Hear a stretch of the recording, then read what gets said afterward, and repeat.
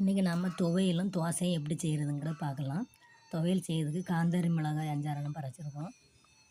அதில் ஒரு முடி தேங்காய், சிறிதளவு புளி, இஞ்சி வேணால் இஞ்சி போட்டுடுங்க, வேண்டாட்டா வேண்டாம், உப்பு இவ்வளவும் போட்டு அரைச்சி நம்ம எடுத்துக்கிடுவோம்.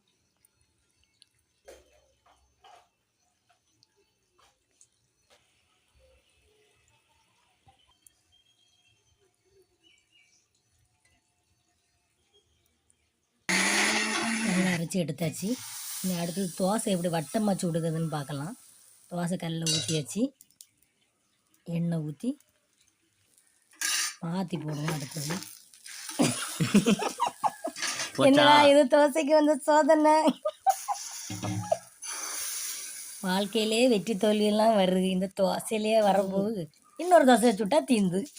இது பாருங்க எவ்வளோ ரவுண்டாக வந்துருக்குன்னு.